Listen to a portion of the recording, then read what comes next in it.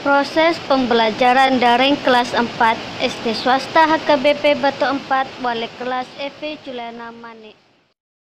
5, 4, 3, 2, 1, 0.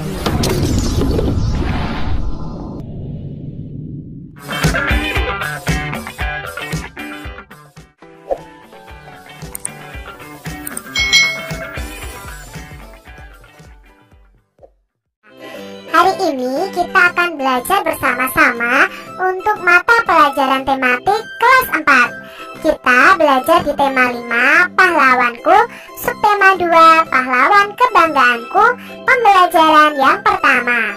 Mari adik-adik kita belajar dengan penuh semangat ya. Ketika masa kerajaan Hindu-Buddha mulai melemah, masuklah agama Islam di wilayah Indonesia. Siapa yang mempunyai peranan penting di masa kerajaan Islam?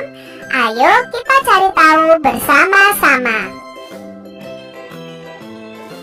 Benny ingin mengetahui lebih lanjut tentang perjuangan setelah masa kerajaan Hindu-Buddha.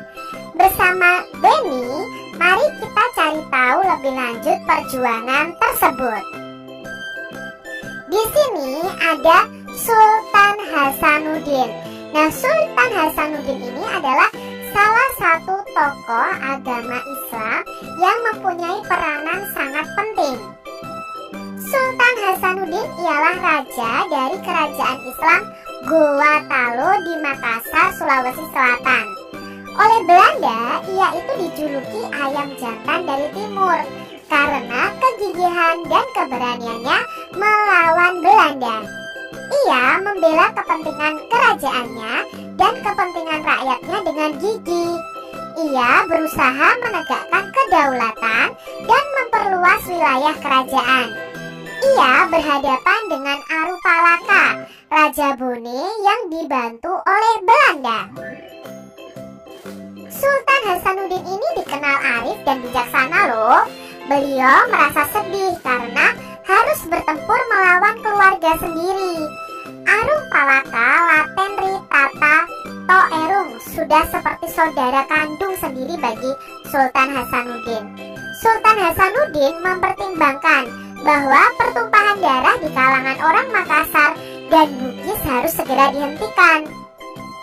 Sultan Hasanuddin berusaha menggabungkan kekuatan kerajaan-kerajaan kecil di sekitar kerajaannya untuk melawan Belanda.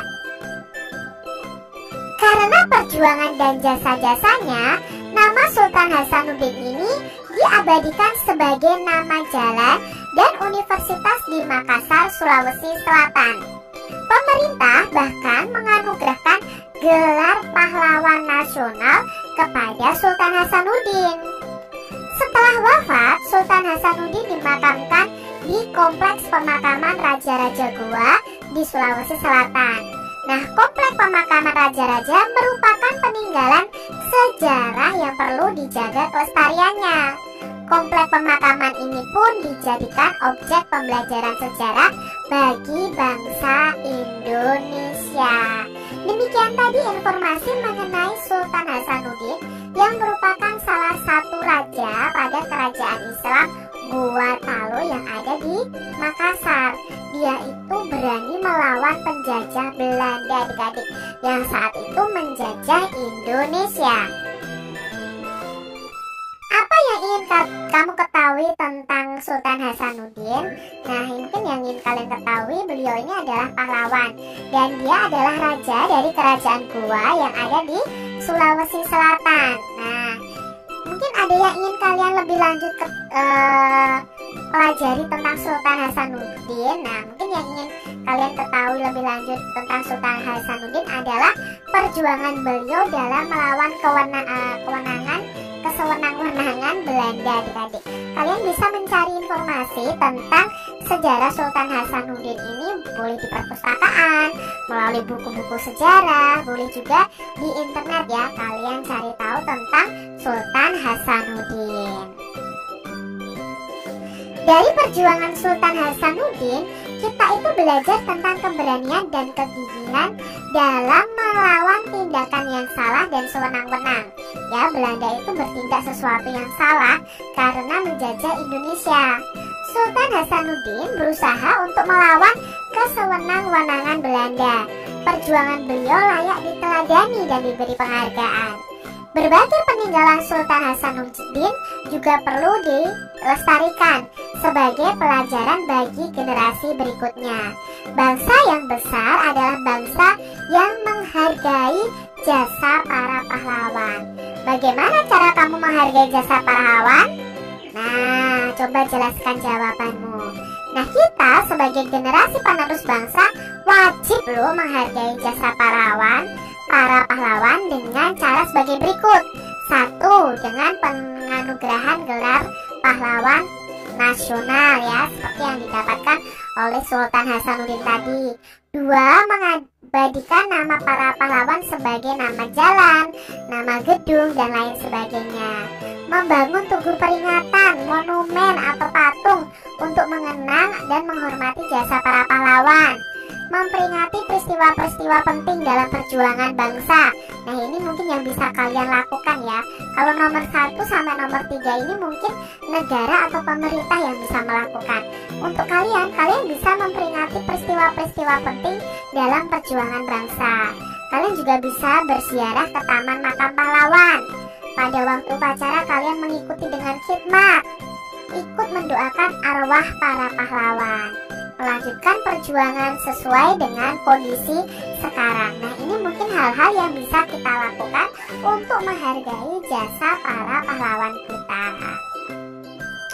Nah, di sini ada yang turut menjaga bentuk peninggalan sejarahnya. Adik-adik, sepulang sekolah, Beni menceritakan kepada kakeknya kisah perjuangan Sultan Hasanuddin tadi. Lalu Beni bertanya kepada kakeknya, bagaimana ya cara orang zaman dulu itu berkomunikasi ketika berperang? Beni sangat tertarik dengan cerita kakek tentang penggunaan cahaya sebagai alat komunikasi. Kakek mencoba menggambarkan proses berkomunikasi menggunakan cahaya dan cermin. Arah berkas cahaya berkaitan dengan posisi cermin dan sumber cahaya. Nah, kita akan mempraktekkan ya adik-adik ya, berkomunikasi menggunakan cahaya dan cermin. Nah, alat yang perlu kalian sediakan pastinya cermin ya adik-adik ya. Nah, langkah-langkah percobaannya, duduk bersama kelompokmu. Perlihatkan cerminmu kepada kelompokmu. Gunakan cermin itu untuk memantulkan cahaya matahari. Jadi arahkan cermin itu ke cahaya matahari, otomatis cermin itu akan memantulkan cahaya tersebut ya. Misalnya yang datang ini adalah sinar matahari, lalu ini cerminnya, maka ini akan dipantulkan keluar lagi adik-adik. Diskusikan kode yang disepakati untuk berkomunikasi beserta artinya. Misalnya ketika cahaya dipantulkan menggunakan cermin dan digerakkan melingkar sebanyak 3 kali, itu berarti seluruh anggota kelompok berkumpul di tengah halaman sekolah, misalnya seperti itu. Nah, setelah berdiskusi, anggota kelompok menyebar ke tempat yang berbeda di sekitar sekolah. Setiap anggota kelompok berdiri di tempat yang terdapat cahaya mataharinya, lalu pantulkan cahaya kepada tempat yang disepakati. Setelah itu kalian bisa membuat laporan sifat cahaya di akhir kegiatan. Nah, kesimpulannya apa sih dari percobaan ini? Dari percobaan ini membuktikan bahwa salah satu sifat cahaya, yaitu cahaya itu bisa dipantulkan dan dapat dibuktikan dengan kegiatan berkomunikasi menggunakan cahaya. Wah, menarik sekali ya belajar tentang perjuangan pahlawan. Aku ingin tahu pahlawan-pahlawan lain yang ada di Nusantara, kata Siti. Nah, siapa saja pahlawan di Nusantara? Siti ingin mengetahui lebih lanjut tentang perjuangan raja-raja Nusantara. Bersama Siti, yuk kita amati gambar di bawah ini. Berikut adalah raja pada masa pemerintahan kerajaan Islam. Ada Sultan Hasanuddin tadi, lalu ada Sultan Iskandar Muda. Nah, ini adalah tahun-tahun di mana Sultan Hasanuddin dan Sultan Iskandar Muda itu menjabat sebagai raja. Sultan Hasanuddin itu pada tahun 1654 sampai 1660. Lalu Sultan Iskandar Muda itu dari 1607 sampai 1636 Masehi. Berarti beratus-ratus tahun yang lalu ya adik-adik ya. Nah, amati tokoh-tokoh tersebut dan apa yang ingin kalian ketahui dari tokoh-tokoh tersebut tentang peninggalan pemerintah raja-raja tersebut. Nah, di sini peninggalan sejarah Islam di Indonesia itu bisa berupa masjid, bisa berupa kaligrafi, keraton, kesusastraan, pesantren, dan tradisi.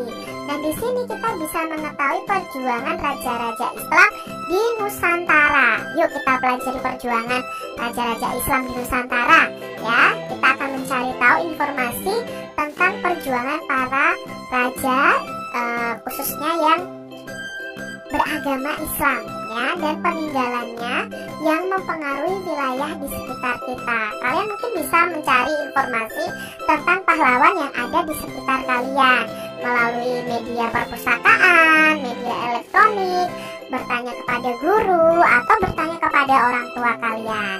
Nah, di sini contoh Sultan Malik Al-Saleh. Nah, Sultan Malik Al-Saleh ini adalah pendiri dan raja pertama kerajaan Samudra Pasai.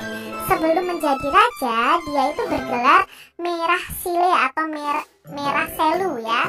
Sultan Malik Al-Saleh ini adalah putra Merah Gajah. Diceritakan Merah Selu mengembara dari satu tempat ke tempat lainnya. Akhirnya dia berhasil diangkat menjadi raja di suatu daerah yaitu namanya Samudra Pasai.